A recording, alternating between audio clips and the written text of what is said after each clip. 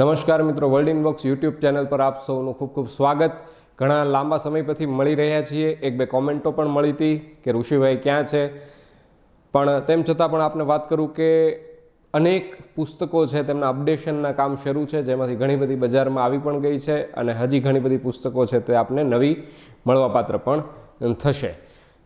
આપને નવી digital application world inbox my class શરૂ કરી દેવાનું પણ વચન આપેલું, તે વચનને પણ ચૂક્યો છું। મેં આપને વાત કરી હતી કે ઉત્તમ કામ થઈ રહ્યું છે, જેના કારણે સમય છે તે ચોક્કસ મારી ધારણાઓ કરતાં ખૂબ વધુ લાગી રહ્યો છે। તેનું પણ કારણ એવું છે કે આપણને પરીક્ષામાં પ્રશ્ન પૂછાય અને તે આપણે ભણ્યા હોય, આપણને સમજાવેલું હોય, પુસ્તકની અંદર આપણને એનો જવાબ મળવાપાત્ર થાય તો જ એ કામનું છે, નહીંતર ગમે એટલું વાંચીએ કે ગમે એટલા વિડીયો ભણીએ તેનો કોઈ અર્થ રહેતો નથી। તો આ માટે સમય લાગી રહ્યો છે, પણ હવે વધુ સમય લાગશે નહીં, કદાચ અઠવાડિયું 10 દિવસ હજી પણ થઈ જશે। આપણે શરૂ કરીએ ગુજરાતનો ઇતિહાસ અને સાંસ્કૃતિક વારસો। ડેઇલી 5 અંતર્ગત 5 પ્રશ્નો આપણે ભણવાના છે અને એક પછી એક આપણે તેને ભણીએ અને સમજૂતી પણ મેળવતા જઈએ।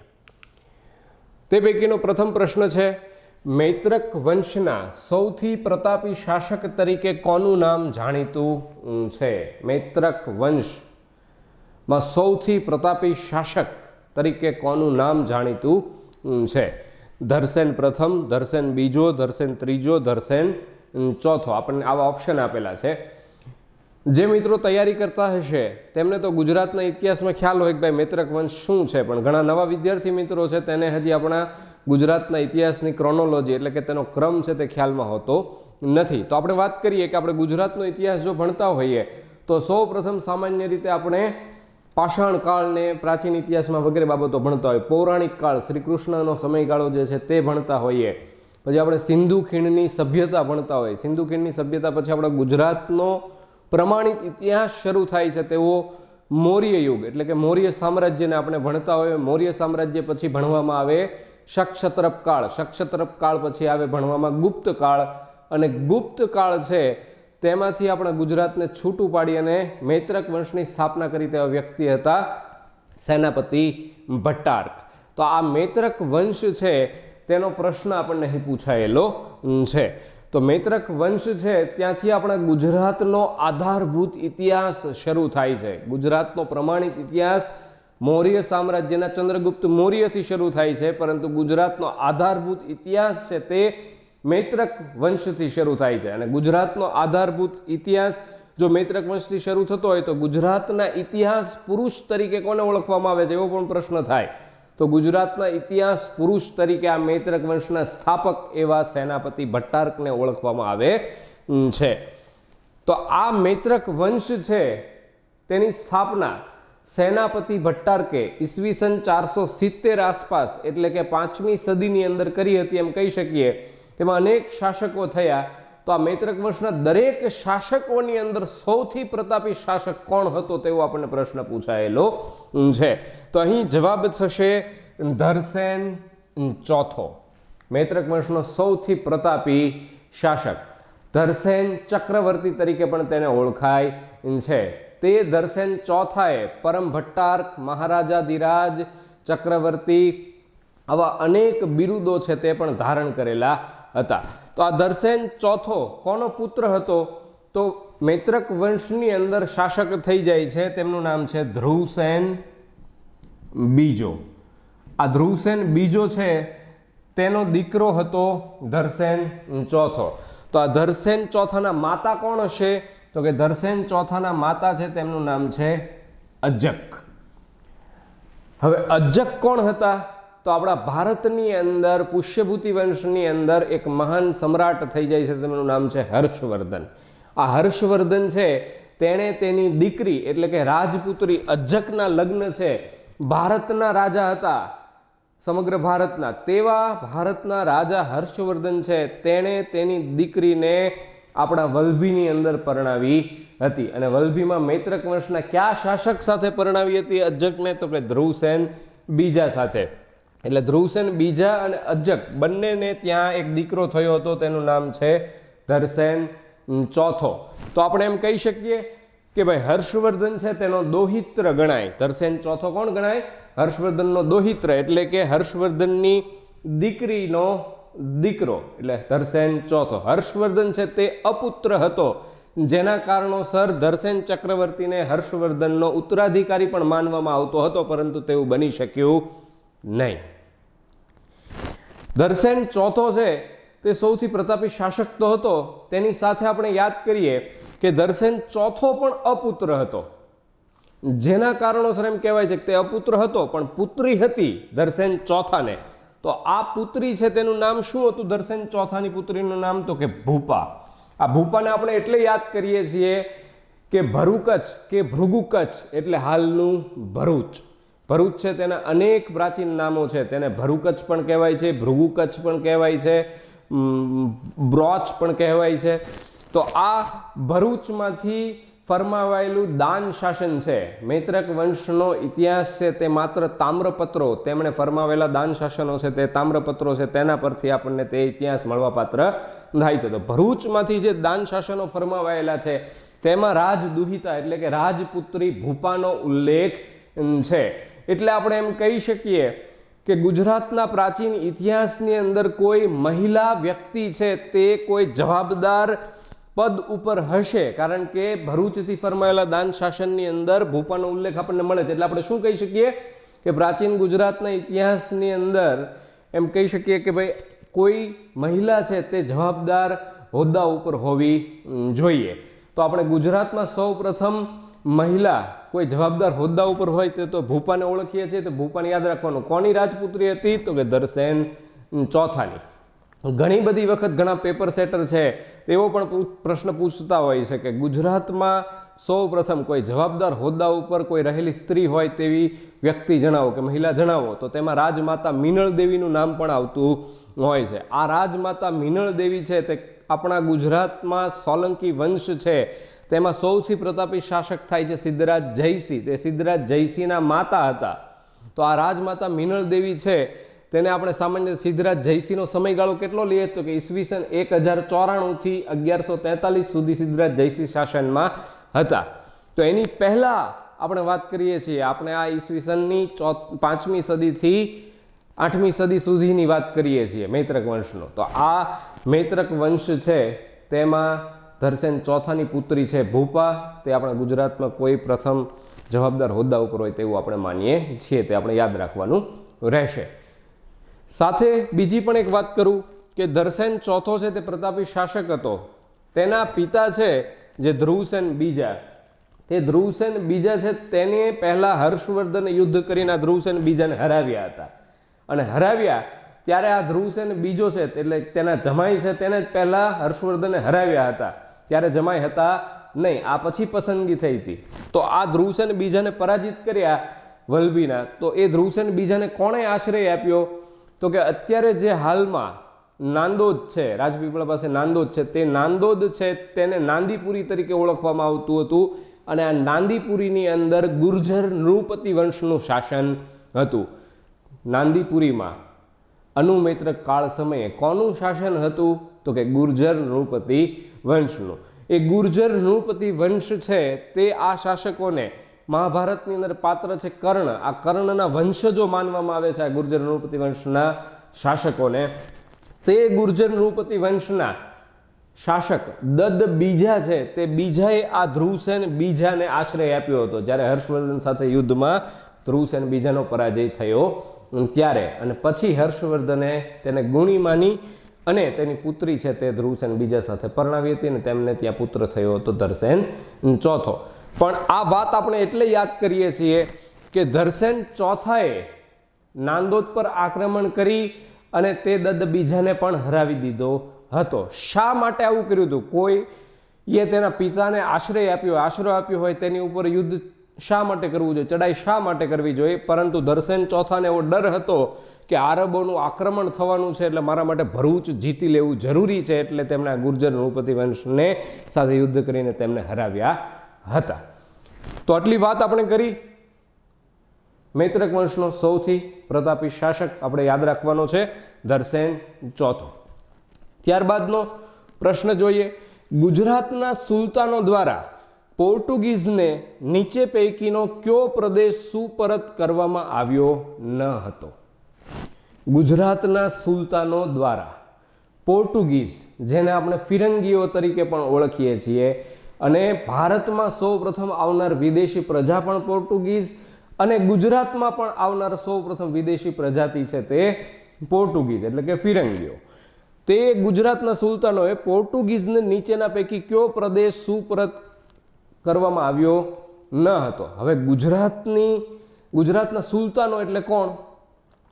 તો ગુજરાતમાં સૌપ્રથમ ઈસવીસન 1299 અને 1304 દિલ્હી સલ્તનતના ખલજી વંશના અલાઉદ્દીન ખલજીએ 1299 અને 1304 કર્ણદેવ વાઘેલાને હરાવી અને ગુજરાત જીતી લીધું. તો એ સૌપ્રથમ મુસ્લિમ અલાઉદ્દીન ખલજી થાય કે જેમણે ગુજરાત જીતી લીધું હોય. પછી આ ખલજી વંશ પછી દિલ્હી સલ્તનતમાં તુગલક વંશ આવે.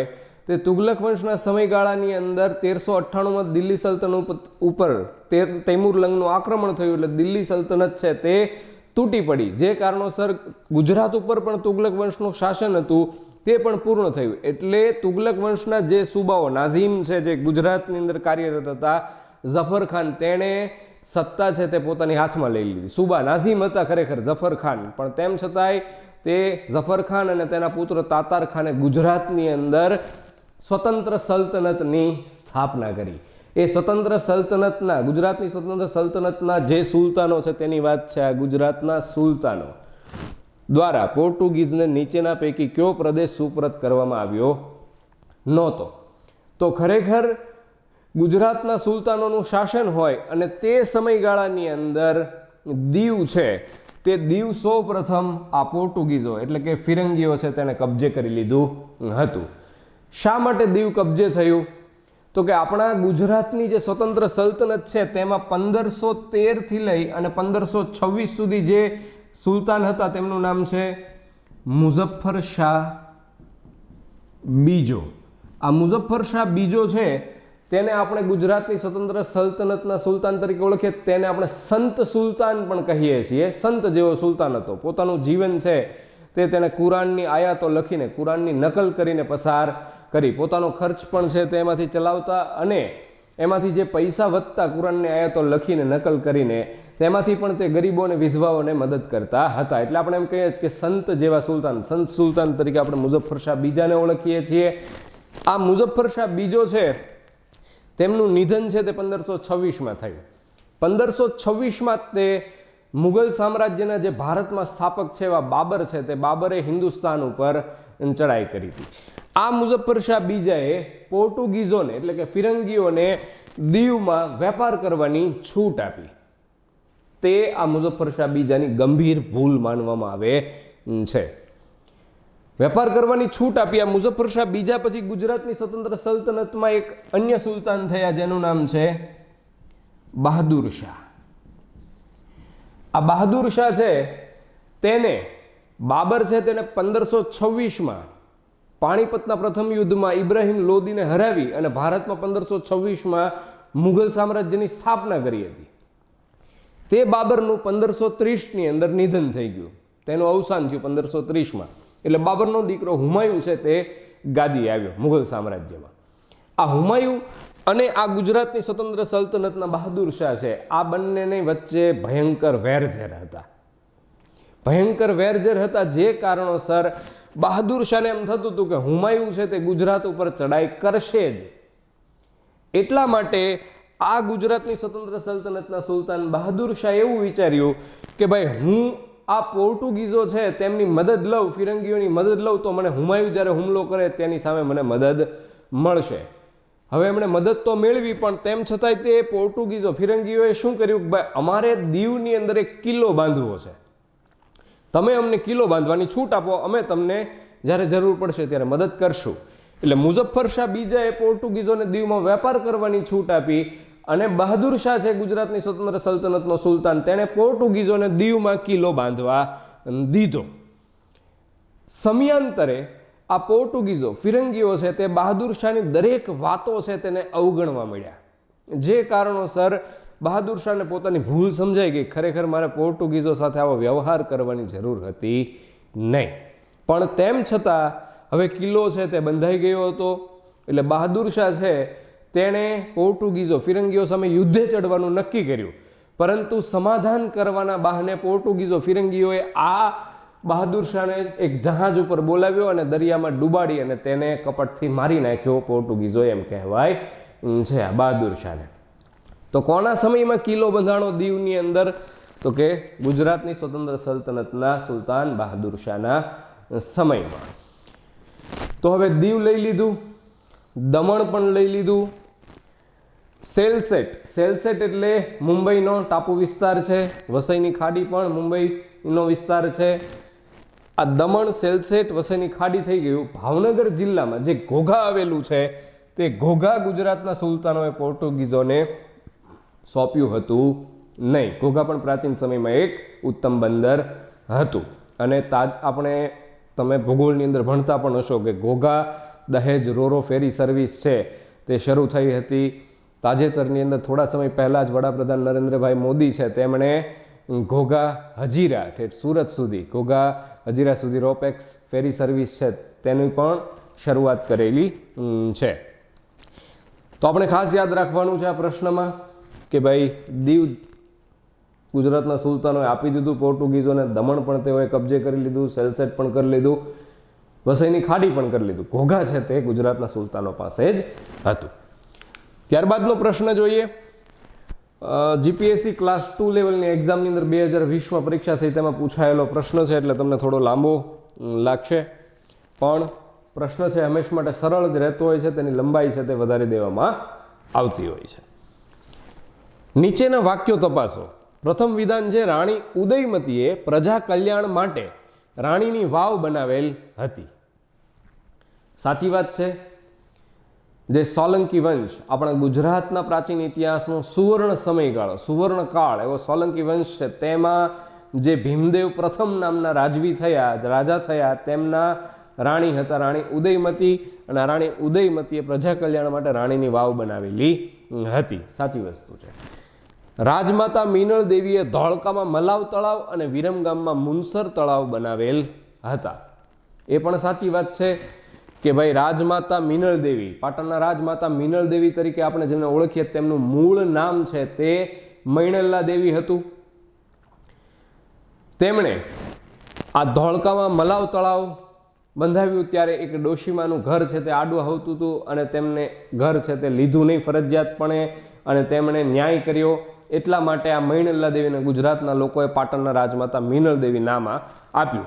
ખરેખર આ સિદ્ધરાજ જયસિંહ જે ગુજરાતના સોલંકી વંશના સૌથી પ્રતાપી શાસક છે તેમના માતા છે, એટલા માટે પાટણના રાજમાતા મીનળ દેવી, મૈણલ્લા દેવીમાંથી મીનળ દેવી એવું નામ છે તે તેમને મળવાપાત્ર થયું. એટલા માટે આપણે કહીએ છીએ ઘણી વખત મલાવ તળાવ સંદર્ભે કે ન્યાય જુઓ હોય તો મલાવ તળાવ જુઓ. મીનળ દેવી છે તે સિદ્ધરાજ જયસિંહના માતા હતા, તો કોના રાણી હતા? તો કર્ણદેવ સોલંકી છે, જે સોલંકી વંશમાં રાજા થયા, જેમણે કર્ણાવતી નગર વસાવ્યું હતું. હાલનું જે અમદાવાદ છે તેમનું જૂનું નામ કર્ણાવતી નગર હતું. તે કર્ણાવતી નગર વસાવનાર જે છે કર્ણદેવ સોલંકી, સોલંકી વંશમાં, તે કર્ણદેવ સોલંકીના રાણી હતા. તેમણે ધોળકામાં મલાવ તળાવ બંધાવ્યું અને વિરમગામની અંદર મુનસર તળાવ છે તે બંધાવ્યું હતું. તળાવ વિશે સોલંકી વંશને આપણે વાત કરીએ તો બીજી પણ એક નાની અમથી વાત કરીએ કે સોલંકી વંશની સ્થાપના છે તે મૂળરાજ પ્રથમે કરી. મૂળરાજ પ્રથમને ત્યાં દીકરો હતો, તેમનું નામ છે ચામુંડરાજ. ચામુંડરાજને 3 દીકરા હતા, વલ્લભરાજ, દુર્લભરાજ અને નાગરાજ. તેમાંથી આ જે દુર્લભરાજ રાજા બન્યા ને, તે દુર્લભરાજે પાટણની અંદર એમ કહેવાય છે કે દુર્લભ સરોવર છે તેની રચના કરાવી હતી. આ દુર્લભ સરોવર છે તે દુર્લભરાજે બંધાવ્યું. તેને આગળ જતા આ સોલંકી વંશમાં જે સિદ્ધરાજ જયસિંહ શાસક થયા, આ મીનળ દેવી અને કર્ણદેવ સોલંકીના સંતાન, તે સિદ્ધરાજ જયસિંહે તે દુર્લભ સરોવરને વધુ ઊંડું કરાવ્યું, તેમને વધુ આકર્ષક બનાવ્યું અને તેમને સાથે સાથે દુર્લભ સરોવરમાંથી નામ પણ તેનું કરી દીધું સહસ્ત્રલિંગ તળાવ. તો સહસ્ત્રલિંગ તળાવ છે તે કોણે બંધાવ્યું? તો કે સિદ્ધરાજ જયસિંહે. તે સહસ્ત્રલિંગ તળાવનું જૂનું નામ શું હતું? કે દુર્લભ સરોવર. તે દુર્લભ સરોવર કોણે બંધાવ્યું? તો કે દુર્લભ રાજે. આટલું આપણે યાદ રાખીએ તો આપણું આ પ્રથમ વિધાન છે તે સંપૂર્ણપણે સત્ય છે. બીજી વાત છે, રાણી નાયકી દેવીએ શાહબુદ્દીન ઘોરીના સૈન્યને કારમી હાર આપેલી હતી. આપણા ગુજરાતના ઇતિહાસ માટે ગર્વની વાત છે કે ભાઈ રાણી નાયકા દેવી છે, શાહબુદ્દીન ઘોરી તેમનું મૂળ નામ હતું, જેને આપણે મોહમ્મદ ઘોરી તરીકે પણ ઓળખીએ છીએ. આ ઈસવીસન 1178ની ઘટના છે. ત્યારે એક નાનકડા અમથા શાસક, વયની અંદર નાના હતા, મૂળરાજ બીજો. આ મૂળરાજ બીજો છે તેના વતી તેની માતા રાણી નાયકા દેવી છે તે શાસન ચલાવતા હતા. આ યુદ્ધ છે જે ક્યાદરાનું યુદ્ધ કે કશરદાનું યુદ્ધ આપણે કહીએ છીએ, તેનો એક અલગ વિડીયો પણ ઘણા સમય પહેલા યુટ્યુબ પર અપલોડ થયેલો છે, જેથી આપણે એની વધુ વાત છે તે અહીં કરતા નથી. પણ વિધાન સાચું છે કે રાણી નાયકી દેવીએ શાહબુદ્દીન ઘોરીના સૈન્યને ઈસવીસન 1178માં આબુની તળેટીની અંદર ક્યાદરા ગામે પરાજિત કર્યા હતા. તો બીજું વિધાન પણ સત્ય છે. ત્રીજું વિધાન છે, સોલંકી શાસનમાં પાટણ વિદ્યાનું ધામ બનેલ હતું અને ત્યાં અહિંસા, લક્ષ્મી અને સરસ્વતીનો ત્રિવેણી સંગમ જોવા મળતો હતો. ખૂબ સાચી વાત છે, કારણ કે આપણે ગુજરાતના પ્રાચીન ઇતિહાસનો સુવર્ણ સમયગાળો જ સોલંકી વંશને કહીએ છીએ. આ સોલંકી વંશની અંદર સાહિત્ય ક્ષેત્રે, શિક્ષણ ક્ષેત્રે, સ્થાપત્ય ક્ષેત્રે, એમ દરેક ક્ષેત્રે નોંધપાત્ર સિદ્ધિ થઈ હતી. જે કારણોસર જ આપણે સુવર્ણ સમયગાળો કહેતા હોઈએ.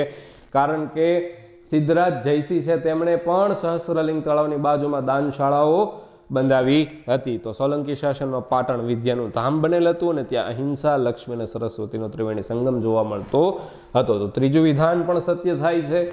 ચોથું વિધાન છે, ઈસવીસન 1526માં બાબરે પાણીપતના યુદ્ધમાં લોદી વંશના ઇબ્રાહિમ લોદીને હરાવીને મોગલ સામ્રાજ્યની સ્થાપના કરી. આ વિધાન છે તે સામાન્ય રીતે આપણે ભારતના ઇતિહાસ સાથે ગુજરાતના ઇતિહાસ સાથે બંધ બેસતું નથી. આ ભારતના ઇતિહાસનું થઈ જાય ચોથું વિધાન, પણ અહીં પ્રશ્ન જે સરસ હતો ને 3 વિધાનો આમાં સારા હતા એટલે ગુજરાતના ઇતિહાસ સંદર્ભે તેને લેવામાં આવેલું છે. પણ તેમ છતાં આપણે વાત કરી કે 1526માં બાબર છે તેમણે લોદી વંશના ઇબ્રાહિમ લોદીને પાણીપતના પ્રથમ યુદ્ધની અંદર પરાજિત કરી અને ભારતમાં મુગલ સામ્રાજ્યની સ્થાપના કરી. તો ચોથું વિધાન પણ સત્ય છે. તો આપણો જવાબ થઈ જશે 1, 2, 3 અને 4 વિધાનો છે તે યોગ્ય છે. ત્યારબાદનો આપણે પ્રશ્ન જોઈએ. સાંસ્કૃતિક વારસા સંદર્ભે પ્રશ્ન છે, ટાંગલિયા શાલ માટે સૌરાષ્ટ્રનો કયો જિલ્લો જાણીતો છે? ટાંગલિયા શાલ માટે સૌરાષ્ટ્રનો કયો જિલ્લો જાણીતો છે? ભાવનગર, પોરબંદર, જામનગર કે સુરેન્દ્રનગર? અહીં આપણો જવાબ થશે સુરેન્દ્રનગર જિલ્લો. સુરેન્દ્રનગર જિલ્લો છે તે ટાંગલિયા શાલ માટે જાણીતો છે. અને જિયોગ્રાફિકલ ટેગ, જીઆઈ ટેગ છે તે પણ આ ટાંગલિયા શાલને આપવામાં આવેલું છે. ટાંગલિયા શાલ ઘણી બધી વખત ચર્ચામાં રહેતું હોય છે અને પરીક્ષામાં વારંવાર પ્રશ્નો પણ પૂછાતા હોય છે સાંસ્કૃતિક વારસા સંદર્ભે. આ ટાંગલિયા શાલ છે તેનું ઉત્પાદન કઈ રીતે થાય? તો કે તેને ઘરમાં લૂમ ઉપર બનાવવામાં આવે છે. એકબીજા દોરાની અંદર જુદા જુદા વિવિધ રંગોનો ઉપયોગ કરવામાં આવે છે અને ઉપસેલા ટાંકાની ભાત છે તે આ ટાંગલિયા શાલ છે તેની એક વણાટ કલાની, હાથ વણાટ કલાની વિશેષતા માનવામાં આવે છે, ઉપસેલા ટાંકાની ભાત. સુરેન્દ્રનગર જિલ્લાની અંદર સામાન્ય રીતે એમ કહેવાય છે કે અનુસૂચિત જાતિ છે ડાંગસિયા, તે ડાંગસિયા આ ટાંગસિયા શાલનું ઉત્પાદન કરતા હોય છે. અને સુરેન્દ્રનગર જિલ્લામાં એમ કહી શકીએ કે ટાંગલિયા શાલ સાથે તેની હાથ વણાટની જે કલાઓ છે, રામરાજ, ચારમાલિયા,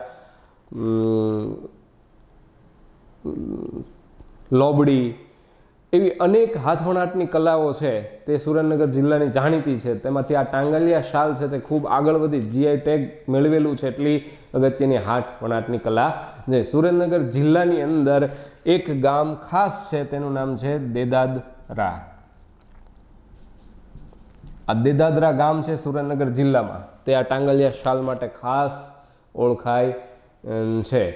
જ્યાં આગળ મેં વાત કરી તમને કે અનુસૂચિત જાતિ ડાંગસિયા છે તેમના દ્વારા ટાંગલિયા શાલ છે તે બનાવવામાં આવે છે. આ બધા પ્રશ્નો છે તે આગળની પરીક્ષાઓમાં ચોક્કસથી પૂછાવવા જ જોઈએ અને પૂછાશે જ. બીજી સાથે વાત કરીએ કે જે Gandhinagar national institute of fashion designing છે તેમના દ્વારા આ ટાંગલિયા શાલનું જે લોકો ઉત્પાદન કરે છે તેમનું એક એસોસિએશન પણ બનાવી દેવામાં આવેલું અને તેમના દ્વારા છે તે આ ટાંગલિયા શાલના ઉત્પાદન કરતા હાથવણાટ કરતા લોકોને મદદ પણ પૂરી પાડવામાં આવી રહી છે. તો આ ટાંગલિયા શાલ છે તેમની માટે સુરેન્દ્રનગર જિલ્લો અને તેનું એક ખાસ ગામ છે દેદાદરા, તે જાણીતું છે, તેને આપણે યાદ રાખવાનું રહેશે. ત્યારબાદનો આપણે પ્રશ્ન જોઈએ. સર્વપ્રથમ બોલતી ગુજરાતી ફિલ્મ નરસિંહ મહેતા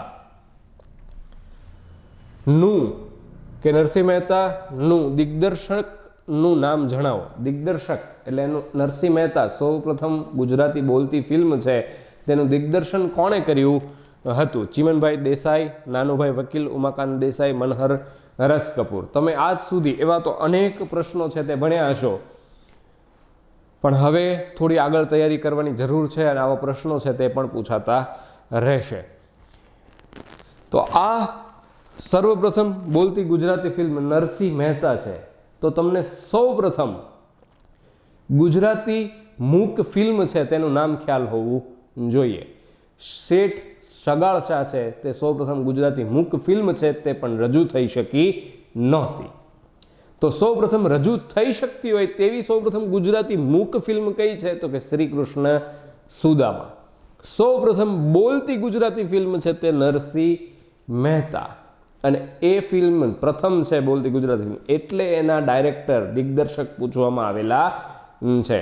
બીજી ફિલ્મો તમે આવા ફેક્ટ્સ છે તે આપણે યાદ કરતા હોય અને આપણને ન કર્યા હોય તો સાથે યાદ પણ રહી જાય, એટલા માટે યાદ કરીએ કે સૌપ્રથમ ગુજરાતી રાજકીય ફિલ્મ છે તે ભક્ત વિદુર છે.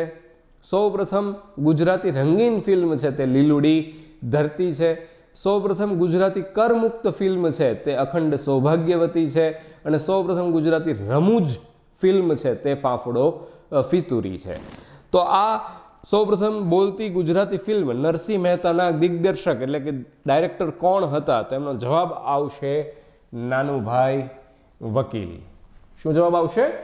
નાનુભાઈ વકીલે આ સૌપ્રથમ બોલતી ગુજરાતી ફિલ્મ છે નરસિંહ મહેતા તેનું દિગ્દર્શન કાર્ય કર્યું હતું. તો સાથે જે આ નામો લખેલા છે તેની પણ આપણે વિગત મેળવીએ કે નરસિંહ મહેતા સૌપ્રથમ બોલતી ગુજરાતી ફિલ્મના પ્રોડ્યુસર નિર્માતા છે તે ચીમનભાઈ દેસાઈ હતા. આ નરસિંહ મહેતાની અંદર શ્રી કૃષ્ણનું પાત્ર કોણે ભજવ્યું હતું? તો કે ઉમાકાંત દેસાઈ છે તેમણે નરસિંહ મહેતા ફિલ્મની અંદર શ્રી કૃષ્ણનું પાત્ર ભજવ્યું હતું. નરસિંહ મહેતાના ભાભી ઝવેરભાભીનું પાત્ર છે તે કોણે ભજવ્યું હતું? તો કે વિમલાબાઈ કરીને જે મહિલા અભિનેત્રી છે તેમણે ઝવેરભાભીનું પાત્ર ભજવ્યું હતું. નરસિંહ મહેતાના પુત્રી કુંવરબાઈ છે તે કુંવરબાઈનું પાત્ર કોણે ભજવ્યું હતું? તો કે કુંવરબાઈનું પાત્ર છે તે શરીફા બાનુ નામના અભિનેત્રી છે તેમણે ભજવ્યું હતું. આ નરસિંહ મહેતા ફિલ્મ બની એની અંદર જેટલા વેશ છે, જેટલા લોકો કેરેક્ટર હતા એની અંદર તેમના દરેકની શરીરની બાહ્ય જે લાક્ષણિકતાઓ કેવી હોવી જોઈએ તેનું સુપેરે કામ છે તે ચિત્રકાર રવિશંકર રાવળ છે તેમણે નિભાવી જાણ્યું હતું કે લોકો છે તે આ દરેક પાત્રો છે તે કેવા લાગવા જોઈએ. તેની શરીરની બાહ્ય લાક્ષણિકતાનું કાર્ય છે તે કોણે કરી દીધું હતું? તો કે ચિત્રકાર રવિશંકર રાવળે. આપણે વાત કરી કે શ્રી કૃષ્ણનું પાત્ર ઉમાકાંત દેસાઈએ ભજવ્યું હતું. તો તમને એમ થશે કે આ ઓપ્શનની અંદર મનહર રસ કપૂર કોણ છે? તો મનહર રસ કપૂરને નરસિંહ મહેતા ફિલ્મ સાથે કોઈ લેવા દેવા નથી, પણ તેમ છતાં પન્નાલાલ પટેલ છે તેમની કૃતિ છે મળેલા જીવ. એ મળેલા જીવ પરથી એ જ નામની ફિલ્મ છે તે આ મનહર રસ કપૂર છે તેમણે બનાવેલી છે. તો આપણા 5 પ્રશ્નો છે તે આજના પૂર્ણ થાય છે. આપ સૌ શારીરિક રીતે પોતાની કાળજી લેતા હશો અને સ્વસ્થ હશો અને ટૂંક જ સમયની અંદર મેં વાત કરી એમ કે હવે ખૂબ લાંબો સમય નહીં થાય. અઠવાડિયા 10 દિવસની અંદર આપણે વર્લ્ડ ઇનબોક્સ માય ક્લાસની એપ છે તે મળવાપાત્ર થઈ જશે. Thank you.